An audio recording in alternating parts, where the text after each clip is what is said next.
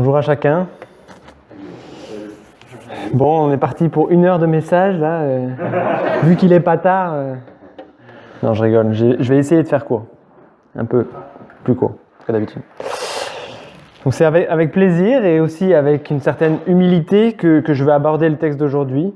Pour ceux qui l'ont lu en avance, je les félicite. Et vous conviendrez que le texte d'aujourd'hui n'est pas le plus clair ni le plus limpide de ceux du Nouveau Testament. Au contraire, je dirais, et Martin Luther dirait avec moi, c'est un texte étrange et certainement un passage plus obscur que tout autre passage du Nouveau Testament. Je ne sais toujours pas avec certitude ce que l'apôtre Pierre voulait dire. Ok. Mais bon, ça va, c'est Martin Luther, nous, on va tout... Non.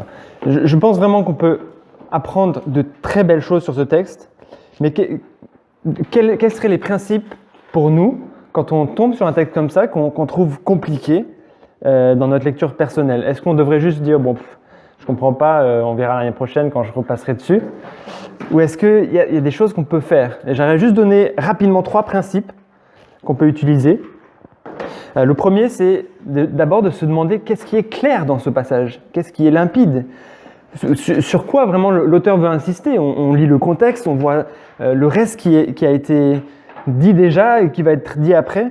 Qu'est-ce que je peux tirer de sûr et de solide pour l'appliquer dans ma vie? Donc on peut regarder ce qui est clair. Deuxième principe, c'est quand il y a des passages obscurs, de ne pas dire, bon, allez, on va monter une théologie, une doctrine sur ce verset parce que voilà, j'ai l'impression que ça dit ça. Alors, non, c'est de regarder qu'est-ce que le reste de la parole dit aussi sur ce sujet-là.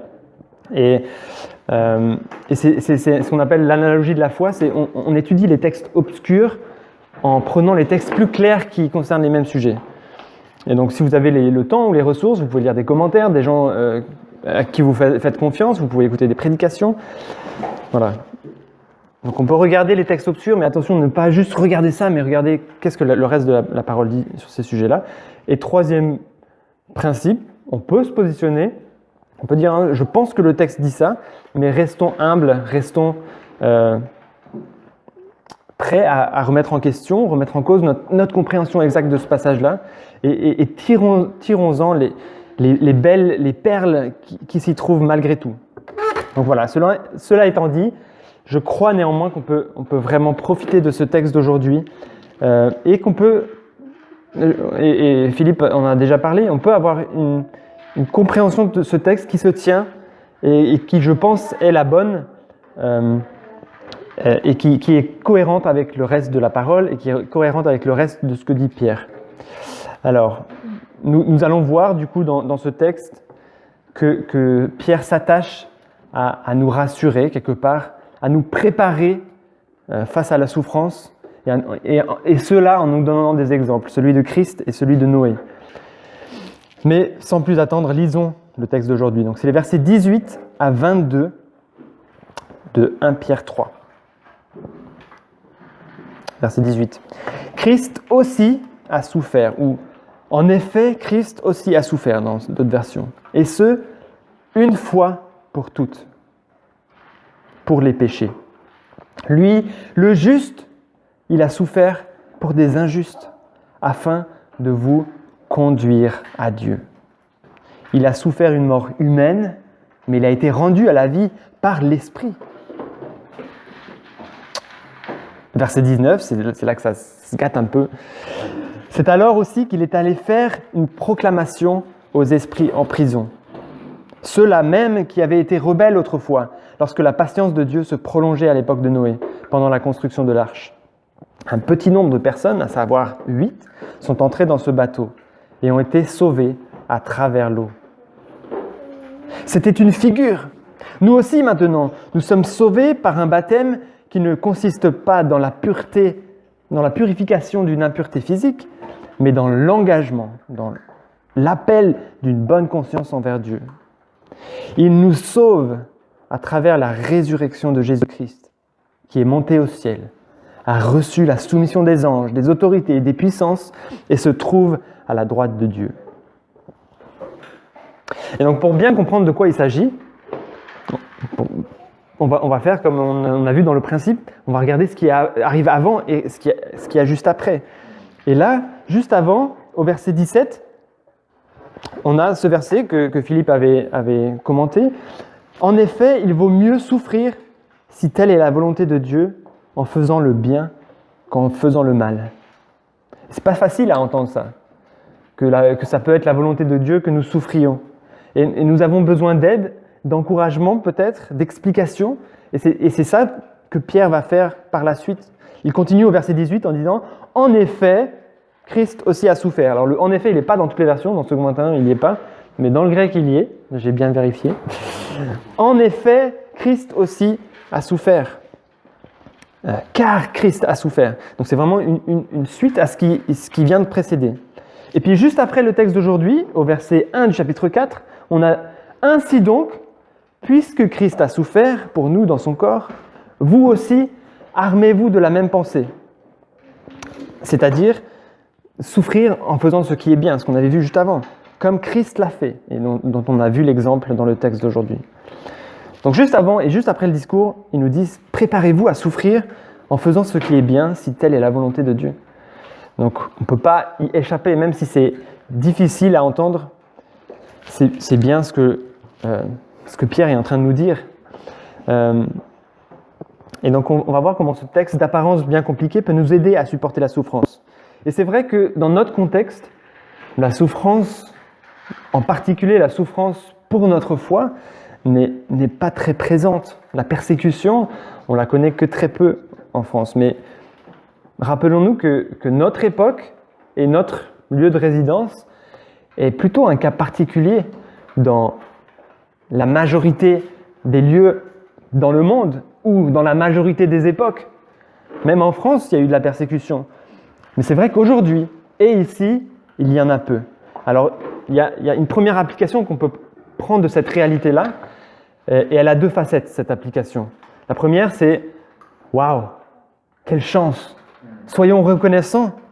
Merci Seigneur parce que nous sommes préservés de beaucoup de difficultés et que nous pouvons si librement vivre notre culte, notre foi, nos partages, l'annonce de l'Évangile. Donc soyons reconnaissants. Mais le revers de la médaille, quelque part, c'est un peu dangereux aussi. On est en danger de s'endormir, faute de danger et de persécution. Et je peux prendre une illustration peut-être. Imaginons que dans une ville, il y a une caserne de pompiers. Et dans cette ville, les gens, ils font pas de feu. Enfin, il n'y a plus de cheminée parce qu'on est tellement moderne, on n'a que des chauffages électriques qui prennent jamais feu. Tout fait que ça se passe bien, il n'y a pas de feu. Et puis les pompiers, ça fait des mois et des mois qu'ils n'ont pas eu d'intervention à faire. Il n'y a pas d'accident non plus, parce que sinon ils ne s'ennuieraient pas. Et puis voilà, mais qu'est-ce qu'ils font les pompiers? Est-ce qu'ils sont toujours au taquet là? Si maintenant il y avait un feu, ils seraient hop, tout prêts, ils prennent leur camion, ils vont le régler? Ou est-ce qu'ils ont pris un peu leur liberté, et puis on sort un peu, allez, toi tu restes, et puis nous on va faire un tour en ville, parce que bon, il ne se passe rien, on s'ennuie un peu. Voilà, c'est juste une petite image pour nous dire, mais il y a un danger en fait à ce qu'il y a peu ou pas de persécution. On peut s'endormir, on peut ne plus être prêt. Et ce texte nous dit que nous devons être prêts à souffrir si telle est la volonté de Dieu en faisant le bien. La société d'aujourd'hui nous apprend à tout contrôler, à tout sécuriser, à avoir des assurances pour tout. On était avec Philippe dernièrement à la banque. Je ne sais pas si vous savez, donc c'est peut-être une news aussi. On va essayer d'acheter une maison, en tout cas c'est en cours, une maison à Colleray, où on va avoir chacun une partie de la propriété. Donc c'est bien avancé, donc voilà, une annonce en plus. Mais quand on était à la banque justement, on a vraiment ressenti ça que déjà la banque se protège, ils prennent toutes les assurances possibles, mais même dans leurs conseils envers nous, ils nous disent mais vous avez pensé si jamais machin décède et que vous devriez peut-être prendre une assurance de même plus de 100%, comme ça si elle décède et que voilà vous avez encore la maison à payer, vous recevrez de l'assurance. Et on a l'impression qu'on est vraiment dans un modèle où tout doit être géré, maîtrisé pour qu'on puisse se sentir en paix. Et je ne dis pas qu'il faut faire tout le contraire, il faut être sage de ce côté-là. Mais rappelons-nous que plus on maîtrise, plus on gère, plus on se sent en sécurité, plus on a aussi l'impression de ne pas avoir besoin de Dieu, et moins on a besoin quelque part de faire confiance à Dieu. Et je crois qu'il y a un équilibre à trouver là. Je ne vous demande pas d'aller brûler votre maison et puis d'aller vivre dans la rue, comme ça vous pouvez vraiment faire confiance à Dieu et être au cœur du... Non, c'est pas ça. Mais réfléchissez quand vous prenez vos décisions, et je dirais en particulier concernant la foi. Soyons audacieux. En particulier concernant l'annonce de l'Évangile, dans notre façon de parler de ce qui nous anime.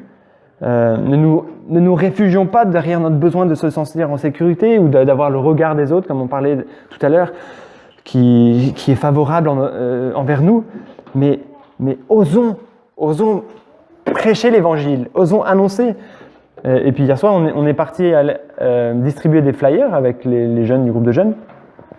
Et voilà, c'est quelque chose de tout simple. On va mettre des flyers dans les boîtes aux lettres, il ne se passe pas grand-chose. Alors je ne sais pas si certains d'entre vous ont fait des rencontres hier soir.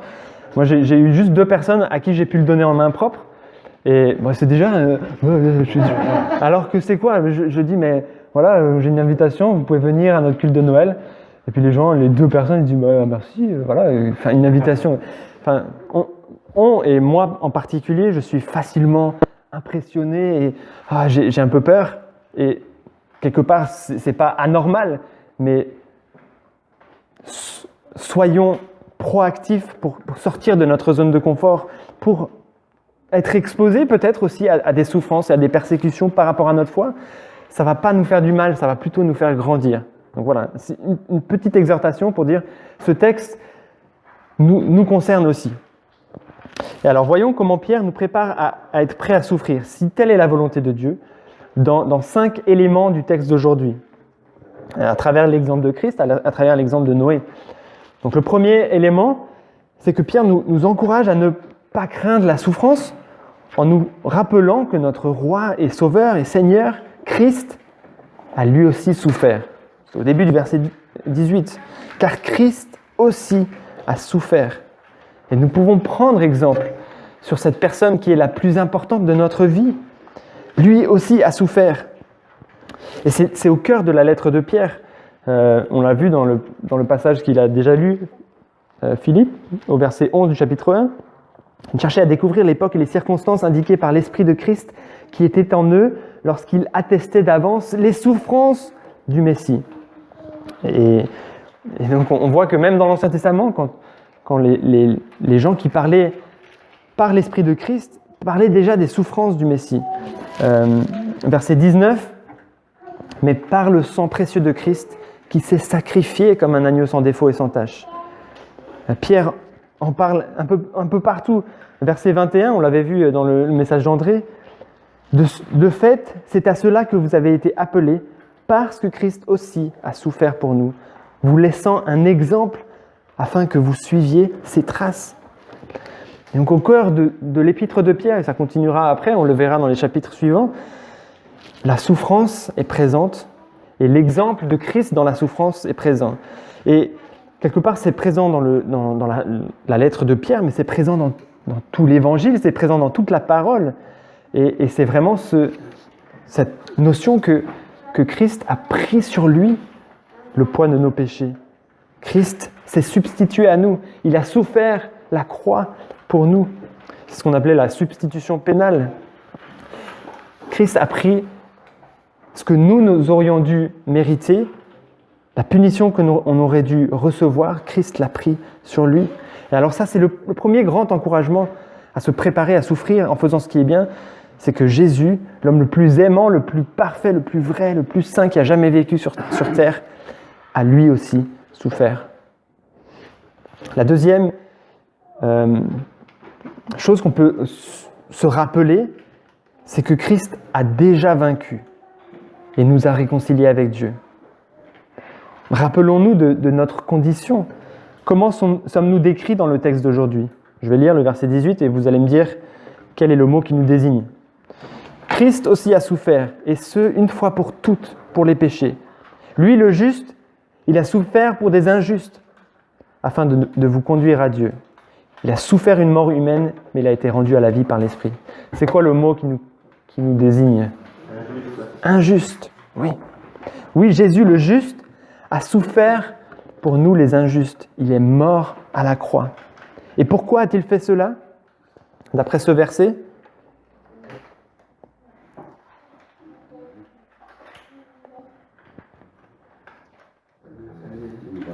pour nous amener à Dieu, afin de nous conduire à Dieu. Et c'est là ce que chaque chrétien devrait chérir au plus haut point, sa réconciliation avec Dieu, sa communion avec son Sauveur et Seigneur. Quelque part, tous les hommes, qu'ils soient chrétiens ou non, cherchent le bonheur, veulent être libres, peut-être même libres du péché et ne pas aller en enfer. Mais nous, les enfants de Dieu, nous cherchons la présence de Dieu. Nous cherchons à être un avec lui. C'est ce qu'on appelle l'union avec Christ. On est un avec lui depuis qu'on a été régénéré. Et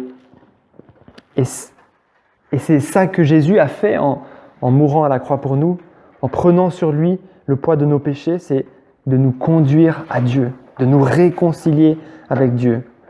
Et il y a l'expression « une fois pour toutes » qu'on a déjà vue dans Hébreux plusieurs fois, dans Hébreux 9, dans Hébreux 10 aussi, tu l'as cité, dans Hébreux 7, 27, c'est un peu partout. Je vous lis juste l'extrait, versets 26 et 27 de Hébreux 7.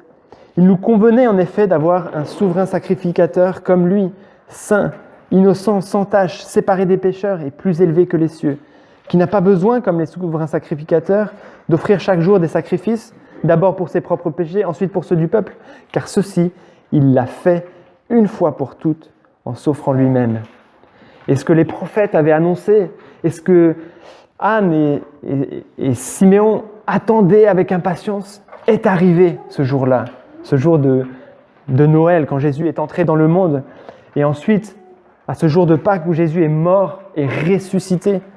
Et cela, il l'a fait une fois pour toutes, pour tous. Alors voilà, notre véritable ennemi, c'est le péché, pas les souffrances. C'est lui qu'on doit craindre. Et Jésus a vaincu les péchés, une fois pour toutes. Il a vaincu la mort. Et on verra au verset 22 qu'il a aussi vaincu les dominations, les autorités et les puissances qui lui ont été soumises. Alors nous sommes dans le camp du vainqueur, quelque part. Qu'importe ce que les gens, ou même Satan, pourraient nous faire, nous savons que nous allons triompher avec lui, parce que nous sommes unis à lui, parce qu'il a déjà tout fait pour nous. Et une des tentations de Satan dans la souffrance, c'est de nous souffler que la souffrance, c'est que tu es rejeté par Dieu, tu as sûrement fait des bêtises, alors Dieu te punit. Mais Pierre nous dit, non, la souffrance, ce n'est pas un signe que Dieu nous a rejetés, parce que Jésus a lui-même souffert, a lui-même porté le poids de la punition, et il a absorbé la colère de Dieu et nous a réconciliés avec lui. Alors la souffrance, ce n'est pas une punition de Dieu, mais plutôt un moyen pour Dieu de nous préparer, de nous faire grandir. Donc voilà, la deuxième chose qu'on peut retenir de ce que Pierre nous dit, c'est que Jésus a déjà vaincu, il nous a réconciliés avec Dieu, et nous sommes dans le camp des vainqueurs. Alors la souffrance ne doit pas nous faire peur. Et alors on arrive à un troisième rappel en fait que Pierre nous fait. Il nous demande de nous rappeler des jours de Noé. On arrive au verset 19. C'est alors aussi qu'il est allé faire une proclamation aux esprits en prison, ceux-là même qui avaient été rebelles autrefois, lorsque la patience de Dieu se prolongeait à l'époque de Noé, pendant la construction de l'arche. Un petit nombre de personnes, à savoir 8, sont entrées dans ce bateau et ont été sauvées à travers l'eau. Et on arrive là dans ce passage plus difficile. Et beaucoup de théologiens ont donné beaucoup d'interprétations de ce verset 19. Et j'ai moi-même longtemps supposé que le texte disait que Jésus était allé en enfer, parler à des morts, je ne sais pas trop lesquels, pour leur dire je ne sais pas trop quoi, mais c'est ça que j'avais cru comprendre à travers ce texte. Et je ne suis pas le seul, hein. Il y a vraiment des théologiens qui affirment que Jésus est descendu en enfer et qu'il a prêché, alors peut-être qu'il a prêché à à ceux qui étaient morts pour leur donner une seconde chance. Certains disent ça. Ou peut-être il a prêché aux anges déchus pour leur proclamer sa victoire. Peut-être qu'il a prêché, proclamé sa victoire à ceux qui étaient déjà sauvés dans l'Ancien Testament mais qui attendaient. Et toutes ces interprétations, me semble-t-il, ne font pas cas de ce qui suit en fait, du verset 20 et de cette précision que Pierre apporte.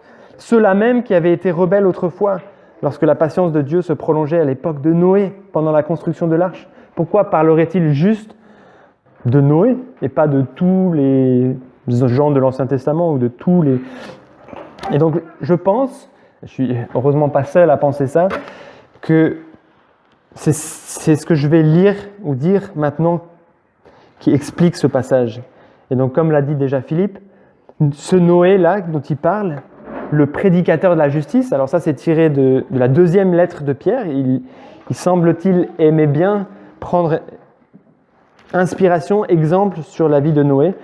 2 Pierre chapitre 2 verset 5, « Il n'a pas épargné non plus l'ancien monde, bien qu'il ait sauvé 8 personnes, dont Noé, ce prédicateur de la justice, lorsqu'il a fait venir le déluge sur un monde impie. » Et donc ce Noé, prédicateur de la justice, parlerait ici par l'Esprit de Christ qui était en lui.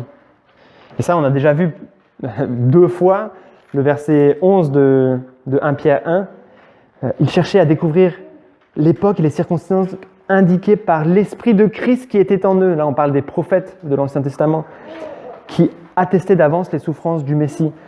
Et ces esprits en prison, du coup, seraient les contemporains de Noé, qui maintenant sont en prison. Et certaines versions le traduisent ainsi. Il y a le maintenant qui s'est rajouté. Et donc, je vais vous lire le même verset dans la version Semeur qui ont fait ce choix d'interprétation avec lequel je pense qu'on peut être d'accord. Versets 19 et 20. Par cet esprit, donc l'esprit qui a ressuscité Christ, il avait déjà prêché aux hommes, maintenant prisonniers du séjour des morts, qui autrefois s'étaient montrés rebelles, alors que Dieu faisait preuve de patience pendant que Noé construisait le bateau. Un petit nombre de personnes, 8 en tout, y furent sauvées à travers l'eau. Et donc, voilà comment je pense qu'on peut comprendre ce texte. Ce n'est pas Jésus qui, à ce moment-là, donc avant la résurrection, serait descendu en prison ou descendu en enfer, mais c'est plutôt à travers Noé que Jésus avait prêché aux contemporains de Noé en leur annonçant ce qui allait arriver. Et ces esprits-là, ces contemporains de Noé sont maintenant en prison, maintenant en enfer. Alors comment est-ce que ça nous fortifie dans les temps de souffrance ? Premièrement, on peut se rappeler que Jésus n'est pas confiné, on pourrait utiliser un terme à la mode. Il n'est pas limité dans le temps ni dans l'espace. Il était là au temps de Noé. Il était là au temps des prophètes de l'Ancien Testament. Et il est là aussi parmi nous ce matin. Mais aussi dans tous les pays du monde où il y a ses enfants, où il y a de la souffrance peut-être. Parce qu'il nous l'a dit. Il nous a dit « Et voici, je suis avec vous tous les jours jusqu'à la fin du monde. » Comment ça nous fortifie ? Eh bien aussi d'une façon où nous savons qu'il est préférable d'obéir à Christ et de souffrir plutôt que d'être jetés comme les contemporains de Noé dans leur prison éternelle. Et c'est vrai que c'était pas facile pour Noé à son époque de subir tous les quolibets et les moqueries des gens qui l'entouraient. Ils disaient « Mais qu'est-ce que tu fais là, Noé, à construire une arche au milieu d'un pays où il n'y a pas d'eau ?» Mais ce n'est pas désavantageux d'être dans la minorité si cette minorité est avec Dieu. Et comme dans l'exemple de Noé, et Pierre insiste sur ce fait, il n'était que 8 dans tout le monde à suivre Dieu et à être sauvés du coup par Dieu lors du jugement. Ils ont subi les moqueries, les quolibets pendant des centaines d'années. Je ne sais pas si vous en rendez compte, ce n'était pas juste quelques années pour construire l'arche, mais c'était très long. Mais Dieu les a sauvés.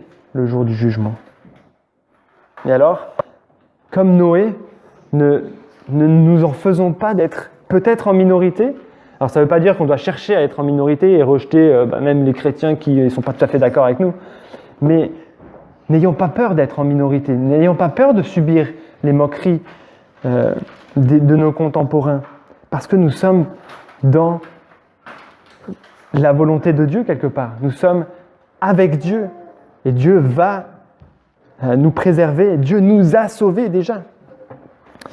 Et alors, comme Noé, prenons à cœur aussi d'annoncer l'évangile, d'annoncer la bonne nouvelle, mais aussi la mauvaise nouvelle qui va avec. Les deux vont de pair quelque part. Et parfois, on a l'impression que ça ne se fait pas de dire aux gens qu'ils vont aller en enfer. C'est quand même pas très sympa.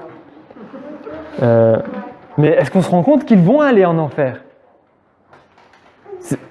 Est-ce qu'on y croit ou est-ce qu'on n'y croit pas ?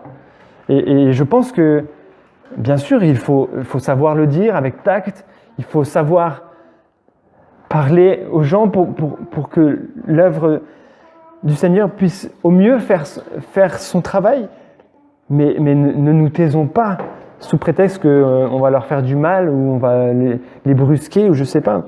Et je me prêche à moi-même en premier.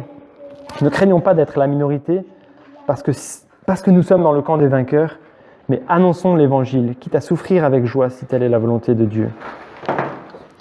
Donc, ça c'est le troisième. Rappelons-nous des jours de Noé et de l'exemple de Noé. Et maintenant on arrive au verset 21 où on veut se rappeler aussi de la signification du baptême. Alors, Philippe m'a enlevé une épine du pied, je le remercie. J'espère que vous avez bien saisi le lien entre le signe et le signifié qui est très proche dans la parole et peut-être plus proche que parfois on a l'impression. Et donc, je vous lis le verset. C'était une figure. Et là, on parle de ce qui précède juste avant. On parle de ces 8 personnes qui ont été sauvées à travers l'eau. C'était une figure. Nous aussi, maintenant, nous sommes sauvés par un baptême qui ne consiste pas dans la purification d'une impureté physique, mais dans l'engagement d'une bonne conscience envers Dieu. Et donc c'est vraiment une image, on pourrait dire un type, dans l'Ancien Testament qui nous révèle une réalité actuelle, celle du baptême et d'être sauvé. Donc on n'est pas sauvé par l'eau, comme Noé n'a pas été sauvé par l'eau, mais plutôt par l'arche. Et je pense qu'on peut dire que l'arche, dans l'Ancien Testament, en tout cas dans le récit du déluge, c'est Christ. Nous sommes sauvés par Christ, par le sang de Christ, à travers l'eau, à travers le jugement. Et nous aussi, nous sommes sauvés par Christ, à travers le jugement. Et alors, est-ce qu'on est sauvé par le baptême, comme certains pourraient le penser ou le dire même ? Non, et je pense que le passage le dit assez clairement, même dans le verset même. Nous sommes sauvés par un baptême qui ne consiste pas dans la purification d'une impureté physique. Autrement dit, ce n'est pas le geste physique de laver le corps extérieur qui sauve, mais dans l'engagement, ou bien dans d'autres traductions, l'appel, la réponse d'une bonne conscience envers Dieu. Donc quelque part par la foi, au moment où on fait confiance à Dieu, au moment où Dieu peut faire cette œuvre de génération en nous, spirituelle, c'est à ce moment-là que nous sommes sauvés. Le baptême est très intimement lié avec la régénération. Et comme Philippe l'a dit, plusieurs textes parlent que du baptême. On pourrait dire, mais c'est le baptême qui sauve. Mais non, le baptême et naître de nouveau sont très intimement liés. Et c'est aussi une raison pour laquelle on préfère qu'il n'y ait pas une grande période entre le moment où on donne sa vie à Jésus et le baptême, parce que quelque part les deux vont de pair. Alors, dans la réalité des choses, ça ne peut pas être toujours fait tout de suite, mais je pense qu'il est bon de se faire baptiser quand on remet sa vie à Jésus. Voilà, et donc, comment comprendre ce baptême qui est une expression extérieure d'une réalité intérieure? J'aimerais juste lire le verset 4 du chapitre 6 de Romains qui nous rappelle ça, en fait. « Nous avons donc été ensevelis avec lui par le baptême en sa mort, afin que, comme Christ est ressuscité des morts par la gloire du Père, de même nous aussi nous marchions en nouveauté de vie. » Et donc comment est-ce que ça peut nous aider à supporter la souffrance? Quand nous sommes passés par les eaux du baptême, nous avons quelque part traversé la mort et le jugement. Nous avons été ensevelis avec Christ et nous sommes ressuscités avec lui. Nous sommes passés de la mort à la vie. Le jugement est passé. Et du coup, la souffrance que nous vivons ne peut être la condamnation de Dieu, parce que le Christ en a déjà fait l'expérience pour nous. Nous l'avons reçu par la foi et nous avons exprimé notre foi par le baptême. Le baptême est un rappel constant que la pire des souffrances a été évitée. Le Christ l'a prise pour nous. Nous n'aurons jamais à subir de jugement. Il n'y a maintenant aucune condamnation. Nous sommes déjà morts en Christ et ressuscités en lui. Par conséquent, notre souffrance actuelle n'est pas la colère de Dieu, mais la discipline aimante de notre Père et la préparation à la gloire. Voilà, on peut se rappeler du baptême pour nous aider à traverser la souffrance ou à nous préparer à la souffrance. Et le dernier élément que j'aimerais vous partager, c'est le verset 22. On peut regarder à Jésus, qui est lui assis à la droite du Père, régnant sur toute chose, sur tout l'univers. Je vous lis la fin du verset 21 et verset 22. « Il nous sauve à travers la résurrection de Jésus-Christ, qui est monté au ciel, a reçu la soumission des anges, des autorités et des puissances, et se trouve à la droite de Dieu. » Et donc en fait, tout ce passage d'aujourd'hui a un vrai parallèle avec le passage qu'on avait lu avec André, versets 21 à 25 du chapitre 2. Dans le premier passage, Pierre nous avait présenté Christ comme celui qui s'est humilié, qui a souffert pour nous sans broncher, qui nous donne l'exemple en fait de souffrir sans broncher, d'être insulté sans rendre l'insulte, et qui a lui-même porté nos péchés dans son corps à la croix. Ça, c'est un exemple pour nous de comment vivre la souffrance. Et ici aussi, dans ce passage, Pierre nous dit que Christ a souffert, est mort pour nos péchés, mais plus encore, il est ressuscité et il règne à la droite de Dieu. Waouh! C'est magnifique de savoir que notre Sauveur n'est pas nulle part, mort. Non, il est ressuscité et il est au ciel et il nous prépare une place. Et on se réjouit pour ce jour où on pourra être enfin réunis, physiquement aussi, on pourrait dire, avec lui. Et pas que spirituellement. Et alors, je conclus, Pierre nous encourage vraiment dans ce passage à ne pas craindre la souffrance, mais à l'accepter avec joie, si telle est la volonté de Dieu, en faisant ce qui est bien. Et donc on a vu 5 points qui nous encouragent dans ce sens. Le premier, c'était que Christ a aussi souffert. Et c'est un exemple pour nous. Faisons comme Christ. On disait, mais comment Christ ferait à ma place? On peut vraiment s'identifier à Christ et vivre la souffrance comme lui l'a vécu. Le deuxième, c'était que Christ a déjà vaincu et nous a réconciliés avec Dieu, une fois pour toutes.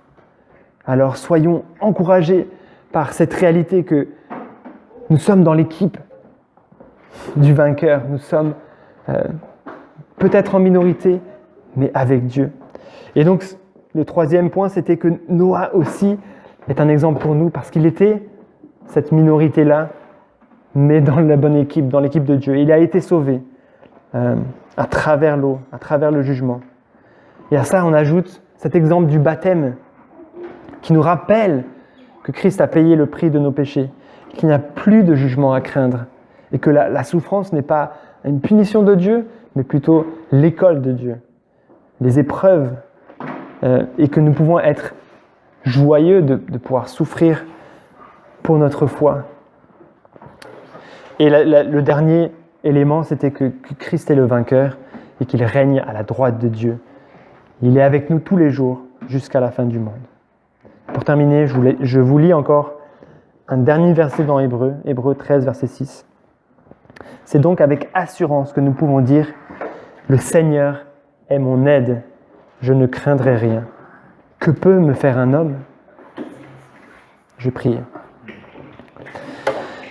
Seigneur Jésus, merci parce que tu es le parfait exemple pour nous et que nous pouvons être rassurés, encouragés, préparés à la souffrance qui pourrait arriver bientôt et que nous ne voulons pas fuir, mais accepter avec joie. Parce que toi, tu as souffert déjà d'avance. Tu as souffert pour nous. Tu n'avais pas besoin de souffrir, mais tu l'as fait pour nous sauver, pour prendre sur toi le poids de nos péchés et pour que nous n'ayons pas à subir cette souffrance ultime. Seigneur, merci pour ce que tu as fait pour nous. Merci parce que tu as déjà vaincu. Merci parce que par ton œuvre à la croix, tu nous as réconciliés avec Dieu. Et c'est ça ce qui nous transcende et qui nous habite et que nous voulons chérir, c'est notre relation avec toi, notre union avec toi, Seigneur.